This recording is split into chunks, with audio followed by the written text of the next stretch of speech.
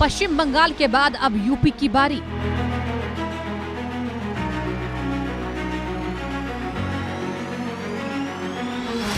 क्या बदलेगी 2027 में अखिलेश की तैयारी?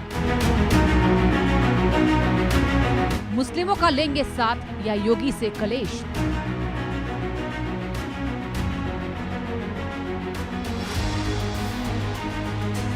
दीदी की हार के बाद बंगाल से संदेश।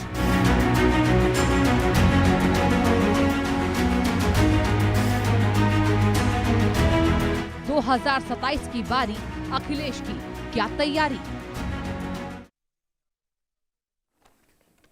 तो देखिए, उत्तर प्रदेश देश की राजनीति का दिल और 2027 का चुनाव एक बार फिर सबकी नजर में। यहां लड़ाई सिर्फ सत्ता की नहीं है बल्कि समीकरण बनाम राजनीति की है। उत्तर प्रदेश सत्ता का सबसे बड़ा अखाड़ा। एक तरफ अखिलेश यादव जो एमवाई से आगे नया गणित गढ़ने में जुटेंगे क्योंकि बंगाल में मुस्लिम फैक्टर फेल हो गया है और दीदी हार गई है। वहीं दूसरी तरफ योगी आदित्यनाथ जिनकी बुलडोजर मॉडल और लाभार्थी वर्ग पर मजबूत पकड़ है। क्या फिर नरेंद्र मोदी का फैक्टर एक बार फिर खेल पलट देगा? पीएम मोदी का नाम और चेहरा यूपी की सियासत में बड़ा असर रखते हैं। अब सवाल यह है कि क्या 2027 में खेल बदलने वाला है? क्या अखिलेश यादव नया सामाजिक समीकरण बनाकर बीजेपी को कड़ी टक्कर दे पाएंगे या फिर योगी मॉडल और मोदी फैक्टर मिलकर एक बार फिर बीजेपी को बढ़त दिलाएंगे? यूपी की सियासत में जाति, धर्म, विकास योजनाएं सब कुछ एक साथ चलता हुआ नजर आता है। यहां कोई एक फैक्टर चुनाव नहीं जिताता बल्कि कई चीजों का मेल जीतता ही करता है। आज इसी को लेकर चर्चा करेंगे, लेकिन सबसे पहले पीएम मोदी और अखिलेश यादव का बयान सुनिए। समाजवादी पार्टी ने संसद में महिला आरक्षण को रोका है, उसे भी यूपी की महिलाओं का आक्रोश सहना पड़ेगा। महिला विरोधी समाजवादी पार्टी कुछ भी करके अपने पाप को कभी धुल नहीं पाएगी। हमारी मांग है, ये जानकारी के साथ साथ मांग है हमारी कि सुप्रीम कोर्ट तत्काल संज्ञान ले और बंगाल की मतगणना की सीसीटीवी पूरे देश के सामने लाइव उपलब्ध कराई जाए।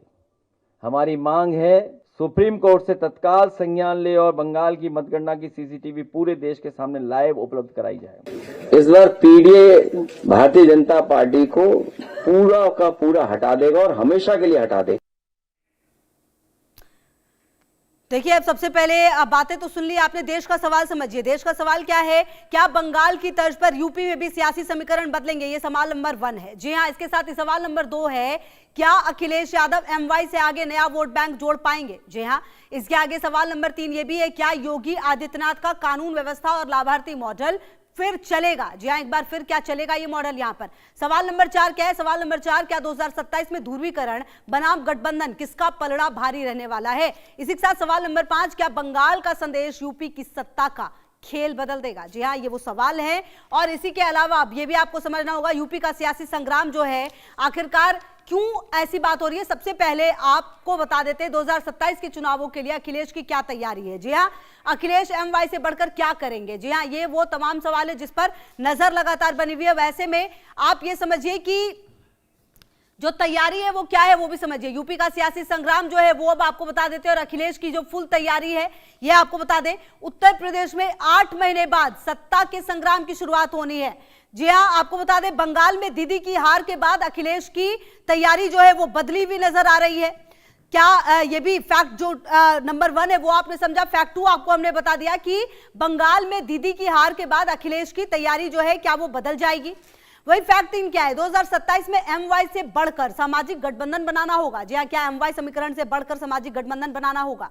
फैक्ट 4 क्या है? नॉन यादव ओबीसी पर खास फोकस करना होगा। क्या जो समीकरण है वो सारे पूरी तरह से बदल जाएंगे।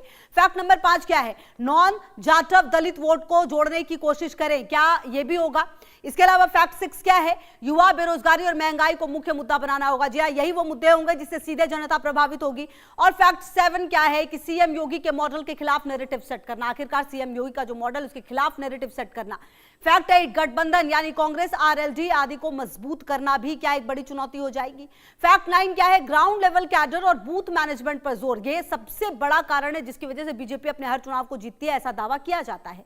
फैक्ट 10 क्या है? सोशल मीडिया और डिजिटल कैंपेन को आक्रामक बनाना, यह भी आजकल के वक्त में बहुत ज्यादा जरूरी है, तभी जाकर कोई भी पार्टी चुनाव उस तरीके से जीत सकती है। ऐसे में अब आपको ये बता देते हैं कि चुनाव में किस तरीके से पिछले चुनावों पर आप नजर डालेंगे तो अखिलेश को मुस्लिमों का कितना साथ मिला है, अब आपको ये भी हम बता देते हैं। जी हाँ, ये देखिए आप समझिए 2017, 2022 और 2024 को अगर आप देखें तो अखिलेश को मुस्लिमों का साथ कितना मिला है। अगर आप देखें एसपी को 46% 2017 में, वहीं 79% 2022 में, 2024 में 92%, वहीं 2017 में देखिए आप 7%, 2022 में 2% के लगभग, 2024 में भी 2% के लगभग बीजेपी को। ये बीजेपी के आंकड़े हैं जो सामने हैं 2017, 2022 और 2024 में।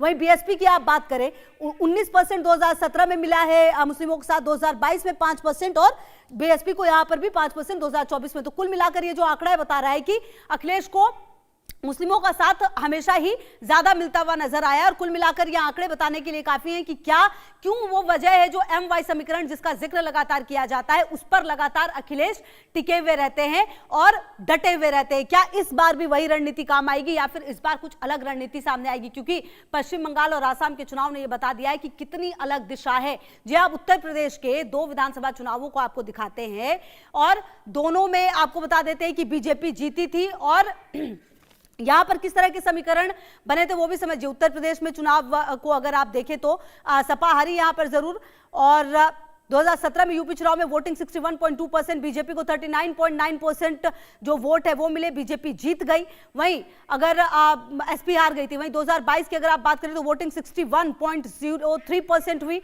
वहीं बीजेपी को उसमें 41.29% वोट मिले, बीजेपी जीती, एसपी हारी। मतलब यहां पर अगर आप एक चीज देखें तो 2017 के मुकाबले 2022 में वोट शेयर का जो परसेंटेज है वो निश्चित तौर पर बढ़ता हुआ नजर आया है बीजेपी के लिए।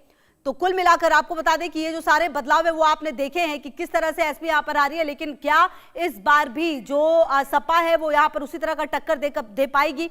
उत्तर प्रदेश का रण क्या कर रहे हैं, रिकॉर्ड क्या कहते हैं? देखिए, यूपी के 3 विधानसभा चुनावों की अगर आप बात करें तो किस पार्टी को कितना वोट शेयर मिला, ये भी अब आपको हम ग्राफिक्स के जरिए बताने और समझाने की कोशिश करते हैं कि पिछले रिकॉर्ड्स क्या रहे, जिससे आप समझ पाए कि इस बार का आकलन कैसे होगा। क्योंकि कहीं ना कहीं देखिए ये बहुत ज्यादा जरूरी हो जाता है। देखिए ये 2012 विधानसभा चुनाव क्या रहे थे, एसपी को 29% वोट, बीएसपी को 26%, बीजेपी 15%, कांग्रेस 11%। अब इसी के बाद देखिए 2017 में सब कुछ बदलता हुआ नजर आया। बीजेपी को 39 से 40%, एसपी 21 to 22%, बीएसपी 22%, कांग्रेस 6% नजर आई 2017 के विधानसभा चुनाव में। और एक बार फिर से 2022 में जादू चला और बीजेपी देखिए अपने वोट शेयर को बढ़ाया, उसने 41%, एसपी 32% पर, बीएसपी 13% और कांग्रेस 2 से 3% पर आ गई थी। तो क्या इस बार जब अब चुनाव होंगे 2029 में, अब देखिए ये हमने आपको लगातार सारे आंकड़े जो है वो बताए पिछला प्रदर्शन कि किस तरीके से ये पूरा प्रदर्शन रहा है। अब अखिलेश के साथ मुस्लिम और यादव वोट कितने रहे हैं पिछले चुनावों में, ये भी आपको डेटा दिखा देते हैं। 2000 MY का समीकरण जो कहा जाता है, 2017 में देखिए 46% मुस्लिम वोट, 2022 में ये बढ़कर हो गए 79%, 2024 में ये 92% हो गए जो चुनाव हुए थे लोकसभा के। इसी बात पे आप देखिए 2017 में 83% मुस्लिम वोट जो है वो मिले, उसके अलावा यादव वोट जो है 68% मिल गए। जी हाँ, यादव वोट की संख्या 83% 2017 में, 2022 में 68%, 2024 के चुनाव में 82%। तो कुल मिलाकर ये जो भरोसा है MY का, इसीलिए जो शायद वजह है बड़ी, सपा जो है इससे हिलना नहीं चाहती है क्योंकि लगातार साथ मिला है। लेकिन इस बार का अगर आप पश्चिम बंगाल का चुनाव देखें तो कई ऐसे क्षेत्र रहे हैं जहां पर मुस्लिमों का भरोसा भी टीएमसी से खो गया है, मतलब वो भी पूरी तरह से साथ नहीं है टीएमसी के जो कोर वोटर्स थे। तो क्या इस बार भी ये जो MY समीकरण जिसका कहा जाता है, जो कोर वोटर्स कहे जाते हैं, क्या वो टूटते हुए नजर आएंगे? और यही वजह है कि नई रणनीति अपनानी होगी। अब देखिए यूपी में आपको बताएं कि मुस्लिम वोटों का गणित क्या है, अगर आप ये भी आपको समझा देते हैं। या यूपी में मुस्लिम वोटों का गणित अगर आपको समझना हो तो ऐसे समझिए कि उत्तर प्रदेश में 403 विधानसभा सीटों पर मुस्लिमों का जो पेच है वो किस तरह से भारी है। उत्तर प्रदेश में करीब 20% मुस्लिम मतदाता है, जी हाँ 20%, और 143 सीटों पर जो मुस्लिम मतदाता है उनका असर होता है। मतदाताओं का असर 70 सीटों पर 20 से 30% मुस्लिम आबादी है, वहीं 73 सीटों पर 30% से ज्यादा मुसलमान है। तो करीब देखिए उत्तर प्रदेश में 20% मुसलमान, 143 सीटों पर सीधा सीधा मतदाताओं का असर है। यूपी में 36 सीटों पर मुस्लिम ही चुनाव जिताते हैं, जी हाँ 70 सीटों पर 20 से 30% मुस्लिम आबादी है। और जो रिकॉर्ड है 73 सीटों पर 30% से ज्यादा मुस्लिम आबादी है यहाँ पर, यह भी आपको समझना होगा। इसके अलावा आपको बता दें कि 36 सीटों पर मुस्लिम ही चुनाव जीतते हैं यूपी में, यह भी एक गणित जो है वो कहता है, और 107 सीटों पर मुस्लिम ही जीत और हार तय करते हैं यूपी की।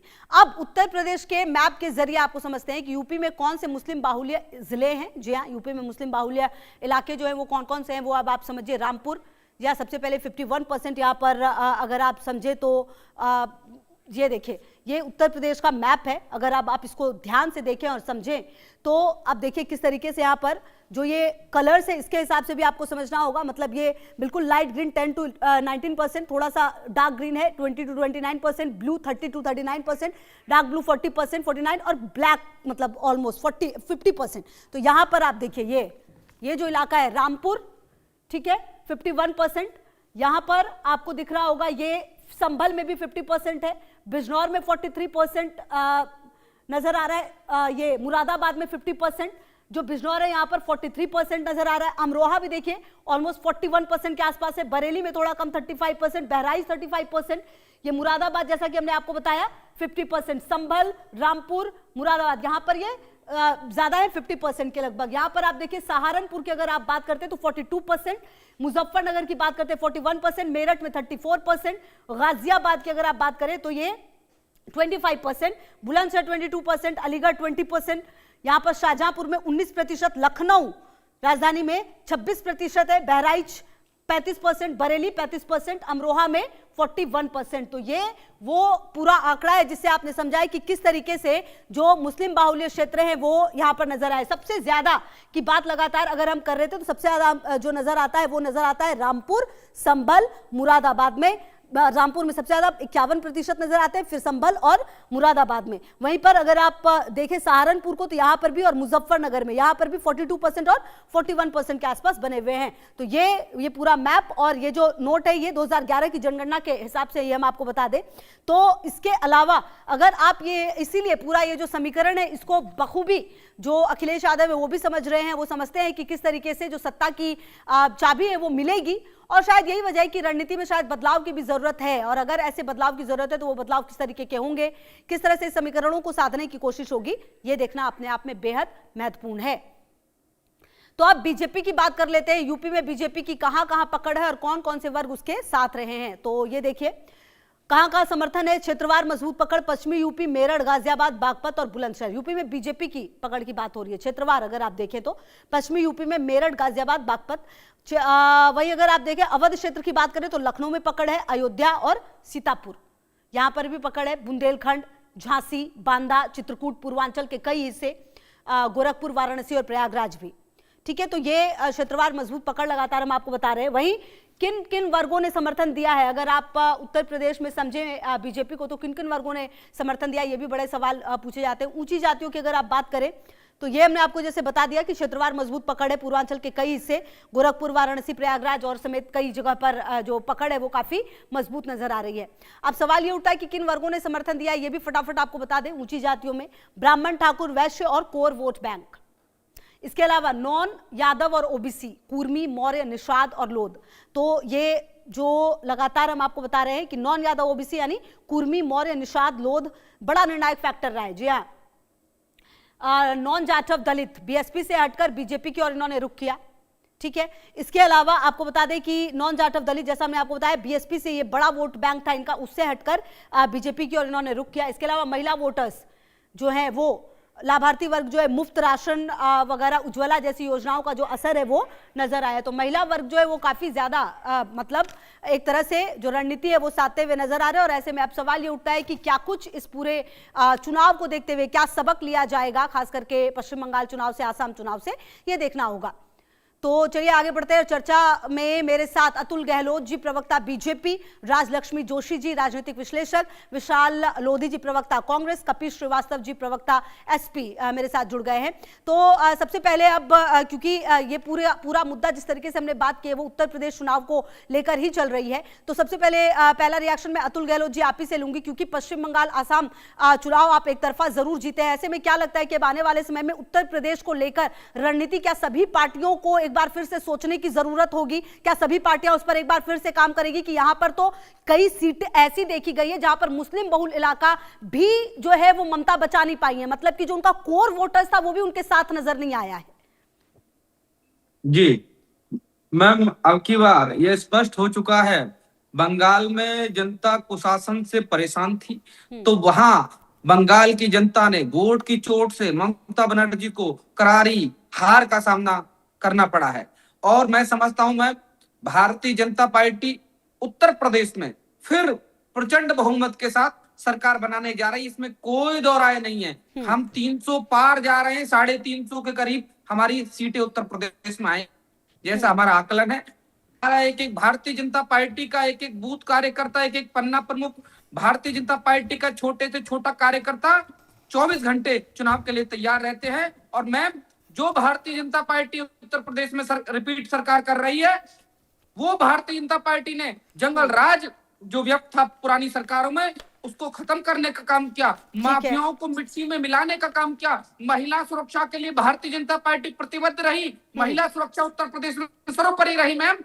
और मैं आपको अवगत करा देना चाहता हूं कि विपक्ष पूरी तरह हार जाएगा 2027 के चुनाव में। आपने देखा भी उपचुनाव हुए उत्तर प्रदेश में 9 सीटों पर, विपक्ष ने कहा कि भारतीय जनता पार्टी को हम 9 से 9 सीटें हरा देंगे, पर भारतीय जनता पार्टी ने 7 सीटें जीती और विपक्ष ने 2 सीटें जीती मात्र। ठीक है, मैं आती हूं अतुल जी आपके पास। आपका अब ये जो उत्साह है वो तो निश्चित तौर पर होगा ही, क्योंकि जिस तरह के चुनाव के नतीजे आए हैं उसके बाद लाजमी है ये। मैं कपिल जी एक बार आपके पास आना चाहती हूं, फिर मैं आपके पास भी आ रही हूं सर बातचीत करने के लिए। कपिल जी, ये जो पूरा आंकड़ा है, आपको लगता है कि अब MY समीकरण से ऊपर उठकर सोचने की जरूरत पड़ेगी अखिलेश यादव को भी, क्योंकि कहीं ना कहीं कोर वोटर्स भी हिलते हुए नजर आ रहे हैं? देखिए, सबसे पहली चीज तो हम आपको ये कह दें कि MY समीकरण तो हमारा कभी नहीं रहा है, एक नैरेटिव जरूर गढ़ा है और इसमें मीडिया ने बड़ा योगदान दिया है। हकीकत यही है, क्योंकि 4 बार हमने सरकारें उत्तर प्रदेश के अंदर बनाई हैं। अभी आपने 2024 में आपने देखा जिस तरीके से हम लोगों ने 43 सीटें जीती हैं अपने गठबंधन के साथ, और ये वही उसी तरीके से 80 में 79 की बात करते थे और हो गया क्या, 33 पे सिमट के रह गए। तो इनके जो कोरे दावे हैं वो आने वाला 2027 बनाएगा। और उत्तर प्रदेश बंगाल नहीं है, उत्तर प्रदेश ने सबक भी लिया है। जिस समय बिहार में SIR हो रहा था और जिस तरीके से बंगाल में SIR हुआ, हमने बिल्कुल उस समय से सुध ली है और हमने बाकायदा अपने BLAs लगा करके और कायदे से वो कराया। बावजूद इसके हम आपको ये बिल्कुल कह सकते, आप सोचिए कि जहां पर केवल 8 करोड़ मतदाता रहे हो पश्चिम बंगाल में, वहां 2.5 लाख के CRPF और सेंट्रल रिजर्व पुलिस फोर्स और अन्य फोर्सेस लगा करके जिस तरीके से नंगा नाच किया गया पश्चिम बंगाल में, अगर किसी की भी सरकार उसको हटाया जा सकता है। आप मुझे बताओ, 27 लाख वोटर्स ऐसे थे जिन्होंने बाकायदा जो है आपको दे दिया, प्रमाण पत्र दे दिया, उन्होंने आपने जो पेपर्स मांगे आपने कैसे उनकी सुनवाई 15 दिनों के अंदर कर ली। साथ ही साथ आपने देखा कि सुप्रीम कोर्ट के अंदर 1426 और 136 लोगों को शामिल करने की बात कही गई, तो इन्होंने कहा नहीं अब अगले ही चुनाव में शामिल होगा।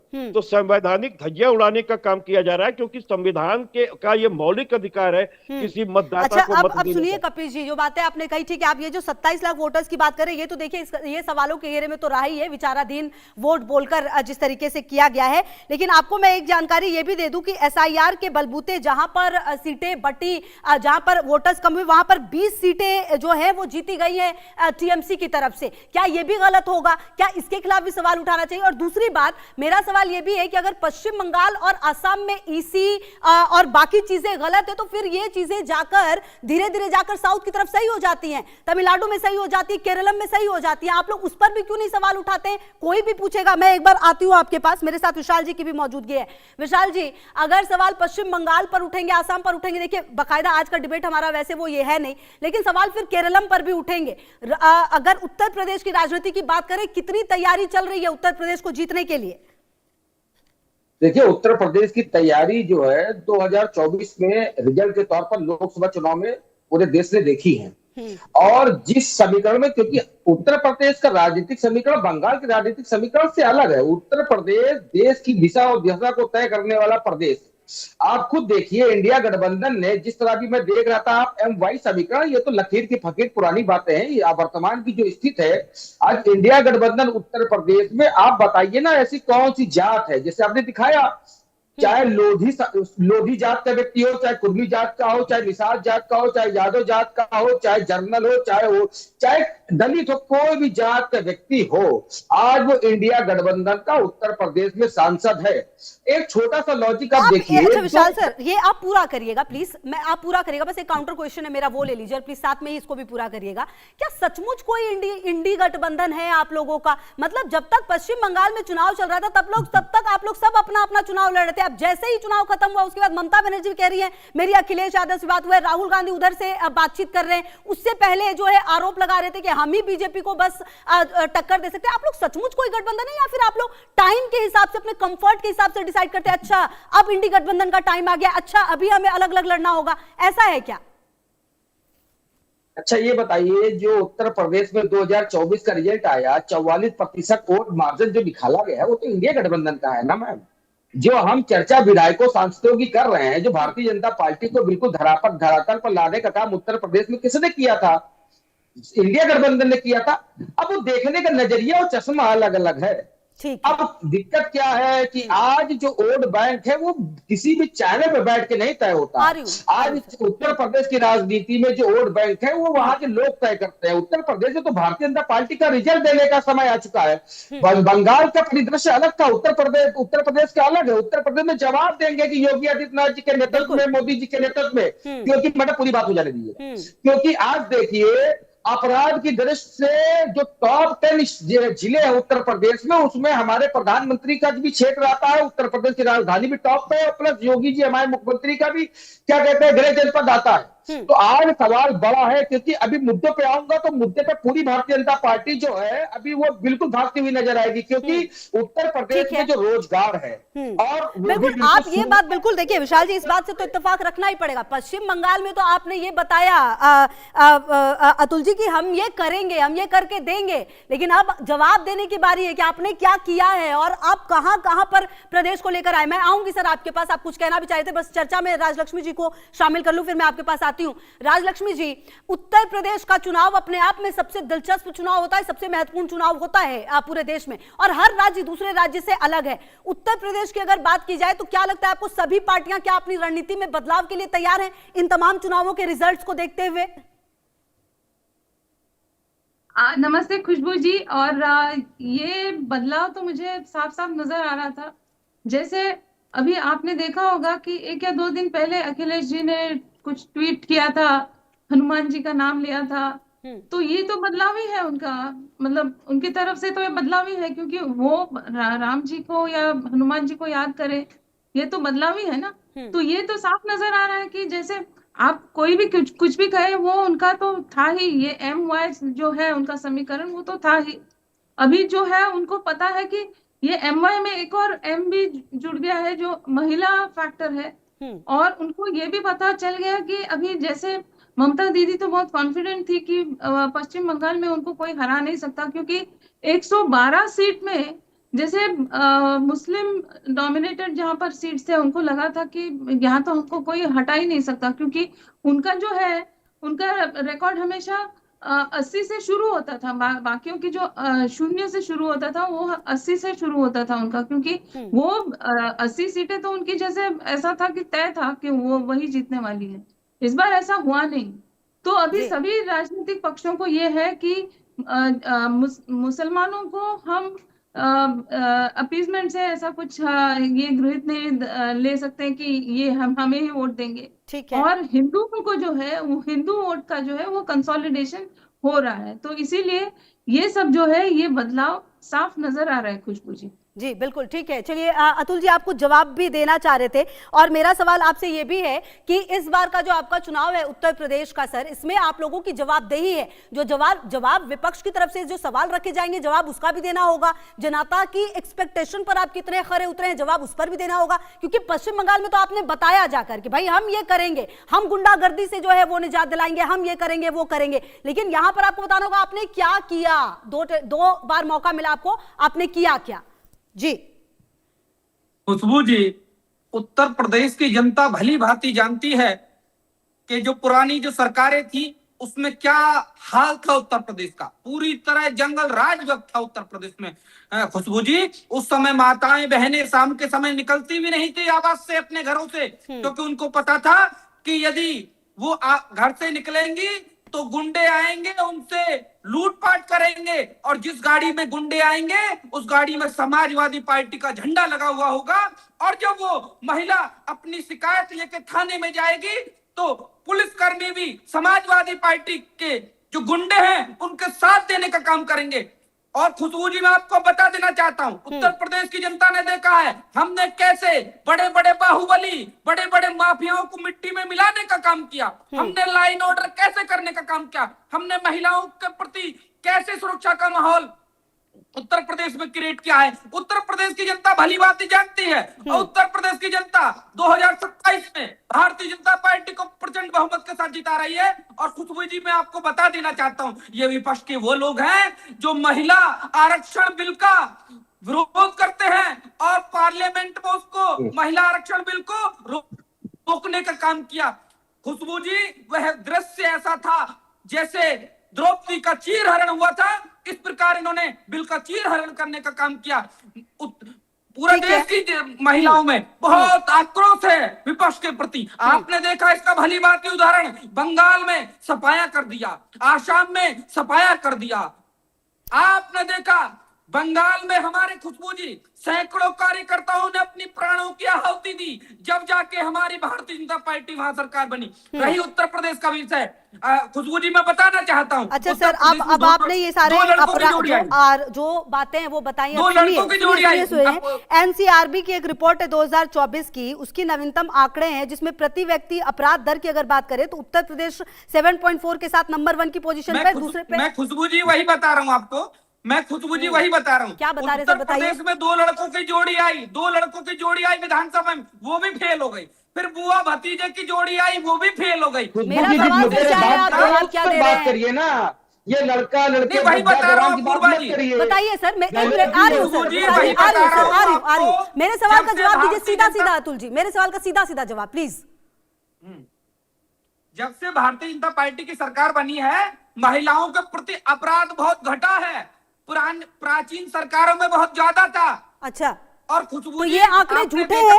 एनसीआरबी के ये आंकड़े प्रति व्यक्ति अपराध के ये झूठे हैं क्या? नहीं, मैं आपकी बात को इग्नोर नहीं कर रहा हूं, पर पुरानी सरकारों में जितना महिलाओं के प्रति अत्याचार होता था, हमारी सरकार में बहुत हद तक सर देखिए, अब आप वही वाली बात कर रहे हैं कि आप कितना भी कर ले आप ढक नहीं पा रहे, क्योंकि आप नंबर 1 उत्तर प्रदेश आया है, जो रिकॉर्ड है उसमें आपको इस चीज को चेंज करना पड़ेगा, इस नैरेटिव को, क्योंकि अपराध मतलब उत्तर प्रदेश। अगर ये रिकॉर्ड, ये आप ही लोग एनसीआरबी का जो डेटा है वो सामने आता है, ये कोई विपक्ष तो लेकर नहीं आ गया है ना सर, तो जवाब आपको यहाँ पर देना होगा, क्योंकि पश्चिम बंगाल में तो आपने कह दिया हम अपराध मुक्त कराएंगे, हम गुंडागर्दी से मुक्त कराएंगे, जहां पर है वहां पर अपराध नंबर 1 आ रहे हैं। हम उस पर काम कर रहे हैं, और बहुत जल्द ये रिकॉर्ड सुधरेगा।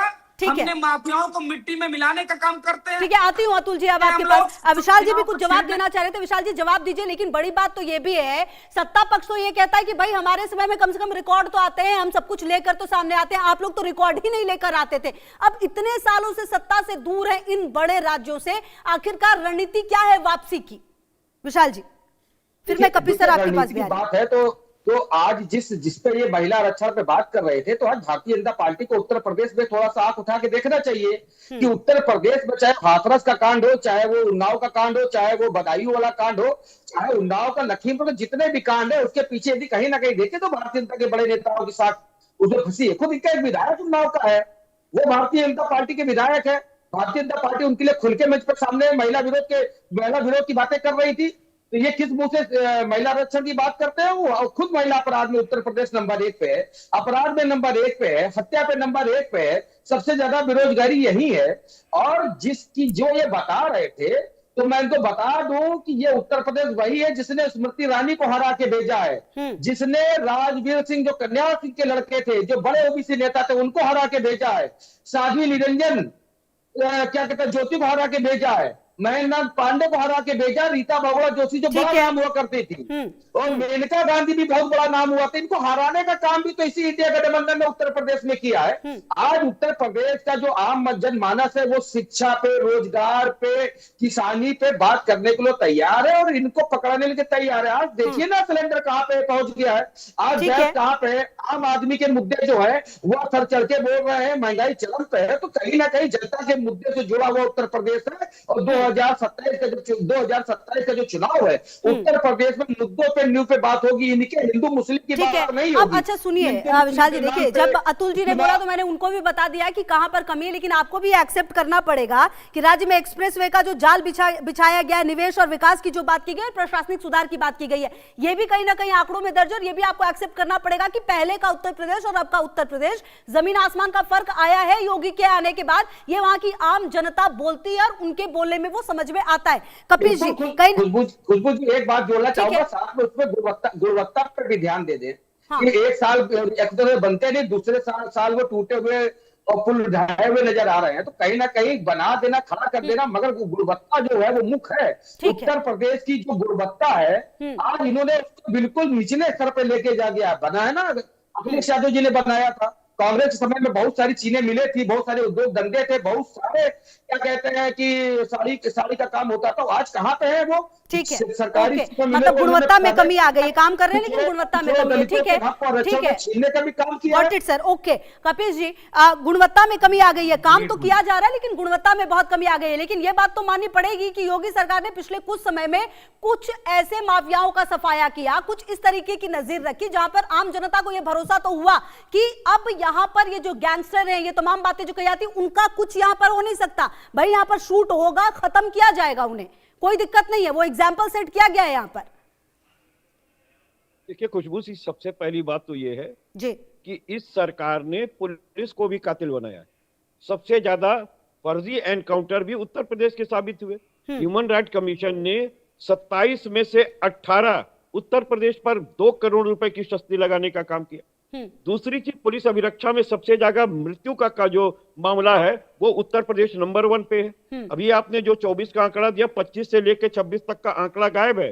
अगर इनकी योगी सरकार बड़ी अच्छी चल रही है तो आंकड़े क्यों छुपा रही है? तीसरी चीज मैं पूछ रहा हूँ, ठीक है, कि जो आप कह रहे हैं कि जितना ये संजाल बिछा रहे हैं, रोडों का संजाल बिछा रहे हैं, भ्रष्टाचार उसमें इस हद पर है कि पूरी की पूरी रोड ही धंस गई है। 7,500 करोड़ की बनी हुई गोरखपुर लिंक एक्सप्रेसवे जो मात्र 91 किलोमीटर की है, जगह जगह पर धंसी हुई है। इन्होंने पैच वर्किंग कराई है। इसी तरीके से पूर्वांचल एक्सप्रेसवे, और पहले ही उसमें बुंदेलखंड एक्सप्रेसवे डूब गया। यानी भ्रष्टाचार की कई बाढ़ आ गई है। आप लखनऊ के अंदर इनसे पूछ लीजिएगा, एक विकास का कार्य नहीं गिना पाएंगे। ठीक है, आज जहां ये बैठ करके निर्णय ले रहे हैं वो भी हमारे समाजवादी पार्टी का दिया हुआ है। हाँ। और आप देखिए जितना रिवर फ्रंट था उसको भी इन्होंने रोक के रखा, बावजूद इसके जनता उसमें लुफ्त ले रही है। हाँ। आप ये भी देखिए जो निश्वर मिश्रा पार्क जो है वो हम लोगों ने दिया। हाँ। इकाना स्टेडियम लखनऊ के अंदर हम लोगों ने दिया। मतलब कपिल जी आप ये कह रहे हैं कि जितना भी अच्छा काम था,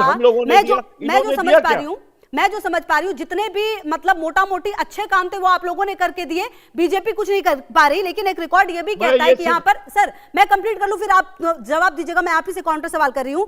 यहाँ पर आंकड़ा ये भी कहता है कि कृषि विकास दर 8.6% से बढ़कर 13.7% हो गई।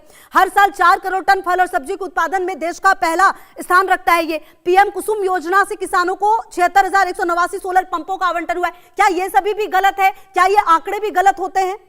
खुशबू जी, पहली बात तो ये है कि आपने देखा होगा कि कोरोना काल के अंदर कृषि ने जो है वो देश की इज्जत बचाने का काम किया था। जीडीपी को 4% ऊपर लेकर के गई थी।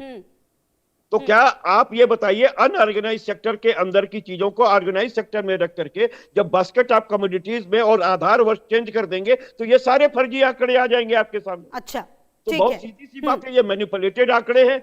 ये डिजिटल इंडिया है, इसको जो है केवल डिजिटल खाना खिलाने का काम किया जा रहा है। अगर आपके अंदर सुनिए, तो सर आपने गलत बात कर दी। आप बोलने का अवसर नहीं दे रही। एक मिनट यहीं पे मुझे पूरा कह लेने दें। अगर आप ये कह रहे हैं ये आंकड़े अपने हिसाब से मोल्ड किए जाते तो फिर गलत, फिर दिखाती कि फिर तो सारी जगह अपने आप को सही बीजेपी एकदम टिक मार्क कर दे, ओके हम हर जगह ठीक है, कोई थोड़ी घूमने जा रहा है वहां। कह रहा हूं जो आंकड़े इनको स्वयं देने हैं उसमें ये फीसदी साबित हो सकते हैं क्या? वो ठीक नहीं है। हो सकती। ओके। हाँ, जो आंकड़े वो लेवल के आप उठा करके देखेंगी ठीक है। कि भारत खुशहाली के मानक में कहां पर बैठा है, ठीक है, मैं आ रही हूं सर आपके पास। एक रिएक्शन में राजलक्ष्मी जी का भी फिर आती हूं सर आपके पास। पत्रकारिता कहां जा करके बैठी है? ठीक है। 157 नंबर पे हमारी देश की पत्रकारिता बैठी है। ठीक है सर, मैं आती हूँ आपके पास।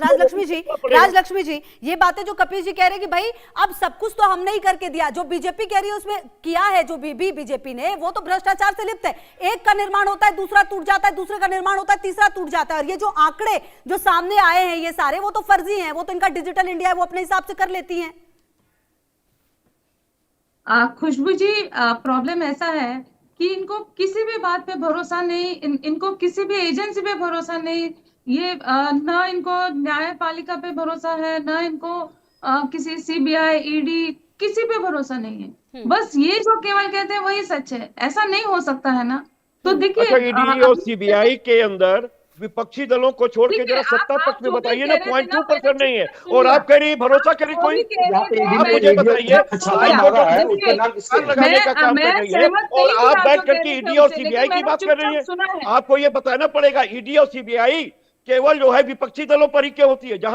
जहां पे इलेक्शन होता है वहां भी विरोधी दल के ऊपर जो ईडी और सीबीआई के अटैक्स होते हैं। आप मुझे बताइए, जिनके ऊपर इन्होंने ईडी और सीबीआई के एक्शन लेने का काम किया, जिनको बताया, उनको तो आसाम में आप मुख्यमंत्री बना देते हैं, आप अजीत पवार को महाराष्ट्र के अंदर बना देते हैं, और फिर भी आपको नहीं दिखाई देता। तो धन्य है आपको।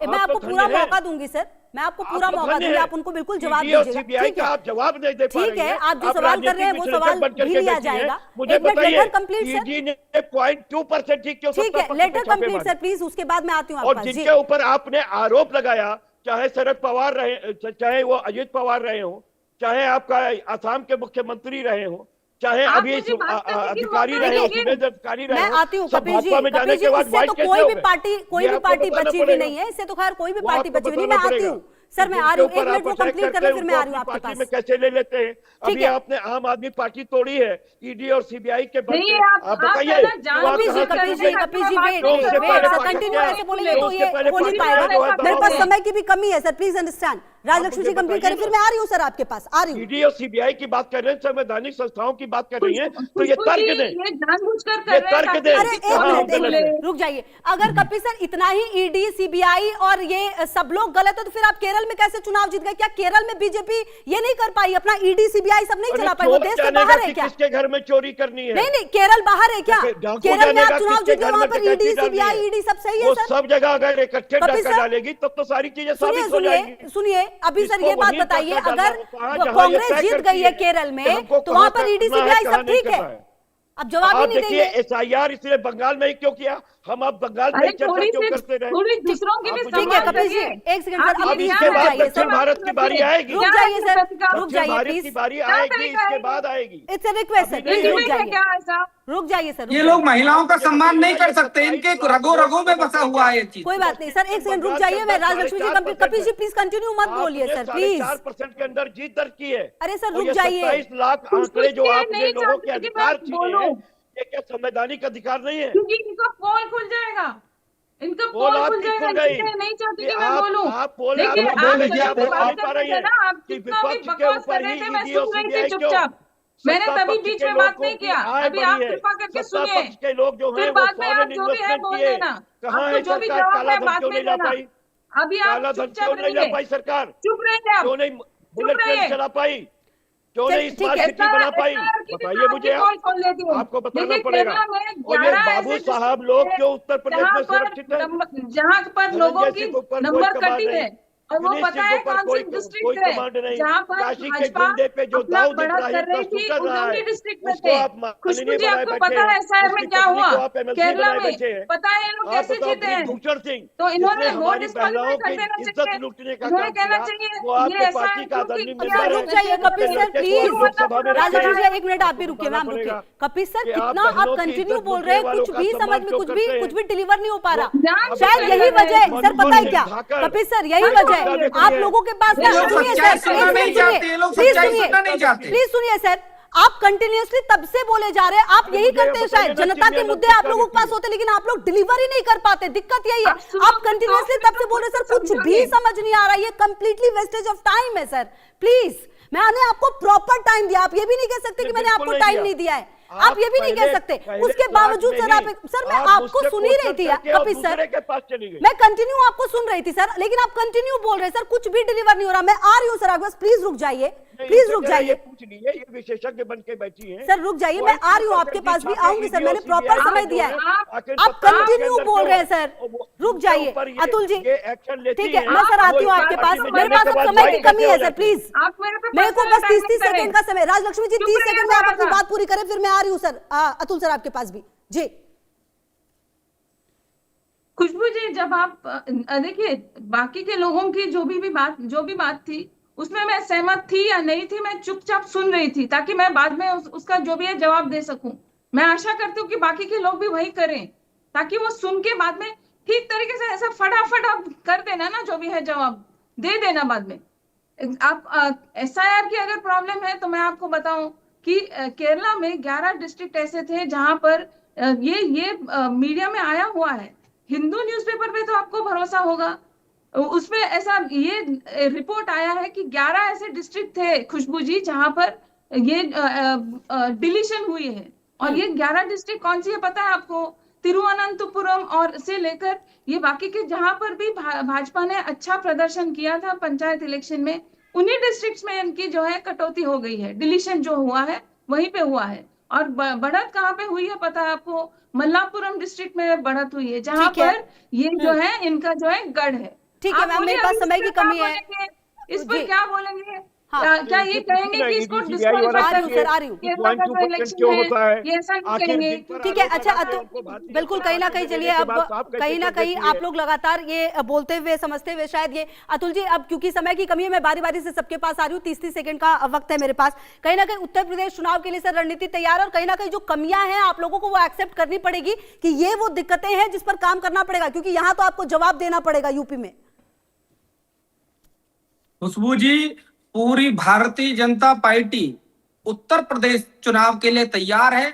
हमारा एक एक कार्यकर्ता, बूथ लेवल तक का कार्यकर्ता पूरी तरह तैयार है, और हम उत्तर प्रदेश में प्रचंड बहुमत के साथ 2027 में चुनाव जीत रहे हैं। उत्तर प्रदेश की जनता जो हम विकास कर रहे हैं इसकी जो गारंटी है वो वोट की चोट से देगी और भारतीय जनता पार्टी को पुनः आशीर्वाद देगी, ऐसा मुझे लगता है।